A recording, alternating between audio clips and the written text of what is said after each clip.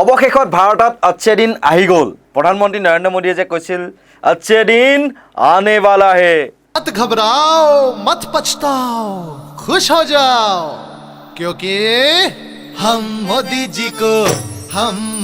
जी को लाने वाले हैं अच्छे दिन आने वाले हैं ओ अच्छे दिन आने वाले हैं সঁচাকৈ अच्छे दिन আহি গয়া হে এতিয়া ক'ব পাৰি কিয়নো এতিয়া প্ৰধানমন্ত্ৰী নৰেন্দ্ৰ মোদীয়ে দেশবাসীক মিঠাতেল কমকৈ খাবলৈ দিছে আৰু মিঠাতেল কমকৈ খাবলৈ দি পেলাই দেশপ্ৰেমৰ নিদৰ্শন দাঙি ধৰি কৈছে মানে কিন্তু মন্ত্ৰী MLA বা মুখ্যমন্ত্ৰী তেওঁলোকে তেল কমাই পেলাই সিদ্ধ খাবনে আমাৰ যে সাধাৰণ জনতাক যে ইমান যে উপদেশ দিছে মন্ত্ৰী বিধায়কসকলে কৰিবনে তেওঁ কৈছে যে পেট্ৰল ডিজেলৰ ব্যৱহাৰ কমকৈ কৰক বা গাড়ীত পাৰিলে নাযাব মেট্ৰ' ৰেল বা বাছত ভ্ৰমণ কৰক পাৰিলে ৱৰ্ক ফ্ৰম হোম কৰক এতিয়া আজিৰ দিনটোলৈ চাওকচোন গুৱাহাটীৰ খানাপাৰাত আপোনাৰ বিশাল আয়োজন মুখ্যমন্ত্ৰী হিমন্ত বিশ্ব শৰ্মাই দ্বিতীয়বাৰৰ বাবে শপত গ্ৰহণ লৈছে বা ল'ব গতিকে দেশ বিদেশৰ পৰা 40খন প্ৰায় 40খন বিমানত আহিছে অতিথি গাড়ীৰ খৰচটো আছেই তেওঁলোকৰ লগত চিকিউৰিটি কিমান এতিয়া প্ৰধানমন্ত্ৰী নৰেন্দ্ৰ মোদীয়ে সেই যে ভাষণটো যে দিলে হায়দৰাবাদত তাৰ 2 ঘণ্টাৰ পিছত তেওঁ ৰেলী কৰিছে গুজৰাটত তেওঁ ৰেলীত কিমান বাহন প্ৰায় 40-50খন বাহন সেইবিলাক কি পেট্ৰল ডিজেলেৰে নচলে কিহেৰে চলে পানীৰে চলে নেকি এতিয়া জনতাক উপদেশ দিয়াতকৈ প্ৰধানমন্ত্ৰী নৰেন্দ্ৰ মোদীয়ে নিজেই এনেকুৱা ধৰণৰ ব্যক্তিগত বিমানত এখন ৰাজ্যৰ পৰা আন এখন ৰাজ্যলৈ সঘনাই ঘূৰি ফুৰাটো কমাবনে বিদেশ ভ্ৰমণ তেওঁ বাতিল কৰিবনে তেওঁ নিজৰ জনতাক যে বিদেশ ভ্ৰমণ বাতিল কৰিবলৈ যে কৈছে লগতে এখন ৰাজ্যৰ পৰা আন এখন ৰাজ্যলৈ মানে ৰেলেৰে যাত্ৰা কৰিব কৈছে বিমান ব্যৱহাৰ কৰিবলৈ মানা কৰিছে দেশত কি সেই 1975 চনৰ দৰে কি ইমাৰ্জেঞ্চি চলিছে নেকি বা জৰুৰীকালীন অৱস্থা এতিয়া ঘোষণা কৰা হৈছে নেকি কিন্তু এটা কথা ক'ব পাৰি অঘোষিত এক জৰুৰীকালীন অৱস্থা কিন্তু হৈ আছে প্ৰধানমন্ত্ৰী নৰেন্দ্ৰ মোদীৰ দিনত এয়াই হৈছে দেশৰ অৰ্থনীতি কেনেকৈ চলিব জনতা আজি প্ৰধানমন্ত্ৰী নৰেন্দ্ৰ মোদীয়ে কৈছে যে পেট্ৰল ডিজেলৰ কমকৈ ব্যৱহাৰ কৰক এতিয়া মন্ত্ৰী বিধায়কসকলে এতিয়া ধৰি লওক খানাপাৰাত অনুষ্ঠান আছে দিছপুৰৰ পৰা যাব লাগে অটো এখন ভাড়া কৰি পেলাই যাবনে তেওঁলোকেতো সেই গাড়ীখন লৈয়ে যাব ধৰি লওক মুখ্যমন্ত্ৰী আছে দিছপুৰত গণেশগুৰিত অনুষ্ঠান এটা আছে তেওঁৰ লগত সেই 12-13খন কনভয় গাড়ী সেই পেট্ৰল ডিজেলেৰে চলা কনভয় গাড়ী লগত লৈ যাবনে নে তেওঁ ৰিক্সাত উঠি পেলাই যাব সকলোতো শৰৎসিংহ নহয় ছাতি এটা লৈ পেলাই এনেকৈ কান্ধত লৈ পেলাই বেগ এটাৰ সৈতে চিটি বাছৰ কাৰণে ৰৈ থাকিব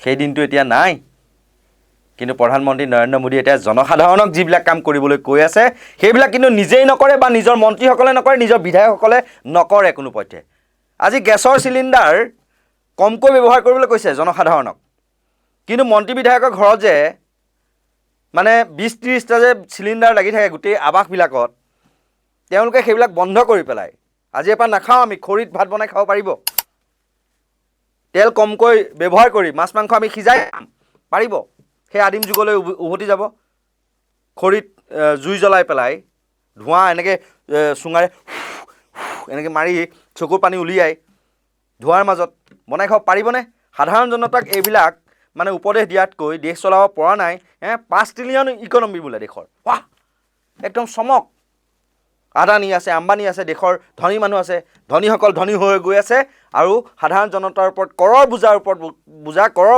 বোজা টুল কৰেই হওক গৃহ নিৰ্মাণ কৰেই হওক বা বস্তুৰ মূল্য বৃদ্ধিয়েই হওক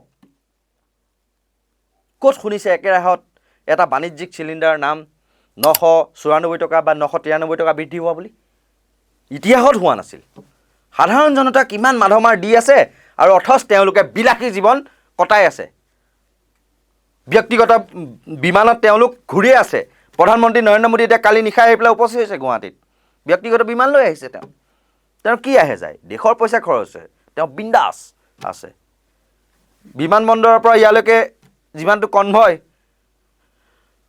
বা হেলিকপ্টাৰ আহিলে যিমানটো তেল পুৰিলেহেঁতেন। এতিয়া সাধাৰণ জনতাক ৱৰ্ক ফ্ৰম হোম কৰিবলৈ কয়, আপুনিতো ভাৰ্চুৱেলি উপস্থিত থাকিব পাৰিলেহেঁতেন। আপুনিও ভিডিঅ' কনফাৰেন্সৰ জৰিয়তে মুখ্যমন্ত্ৰীক শুভেচ্ছা দিব নোৱাৰিলেহেঁতেন নেকি দিল্লীত বহিয়ে? আপুনি কিয় আহিব লাগিছিল?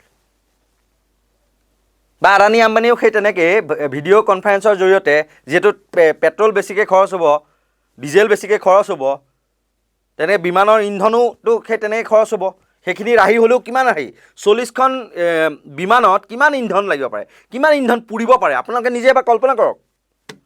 কিমান হাজাৰ হাজাৰ লিটাৰ তেল, 1 ঘণ্টাত হয়তো 6000 লিটাৰ তেল। ভাবক সেইবিলাক ক'ৰ পৰা আহিছে টকা? সাধাৰণ জনতাই এতিয়া মানে বস্তু বাহনি কমকৈ খাই পেলাই দেশ ৰক্ষা কৰিব, মিঠাতেল কমকৈ খাই দেশভক্তি পৰিচয় দিব, আৰু মিঠাতেল মানে বেছিকৈ খোৱা অকল দেশদ্ৰোহী হৈ পৰিব নেকি? এতিয়া গা ধোৱাৰ আগত অসমীয়া সমাজৰ এটা নিয়ম আছে যে মিঠাতেল গাত ঘঁহি লয়।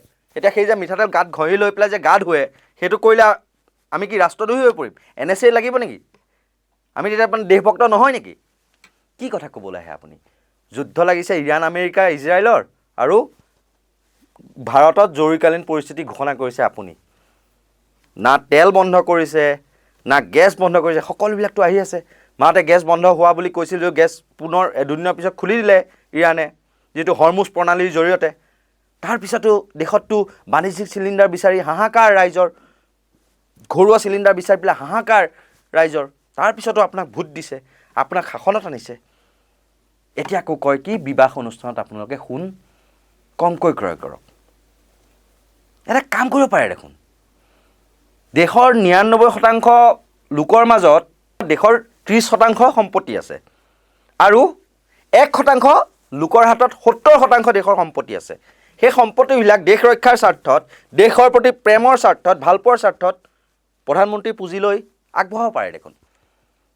বা যিবিলাক মন্ত্ৰী বিধায়কৰ যে সোণৰ অলংকাৰ আছে যে পত্নীসকলৰ বা পৰিয়ালৰ, সেইবিলাক দেখোন দেশখন তুলি ধৰিবলৈ বা দেশৰ অৰ্থনীতি টনকিয়াল কৰিবলৈ ৰাজভঁৰাললৈ দেখোন আগবঢ়াব পাৰে। কিমান মন্ত্ৰী বিধায়ক আছে, কিমান কোটিপতি, হাজাৰ হাজাৰ কোটিপতি।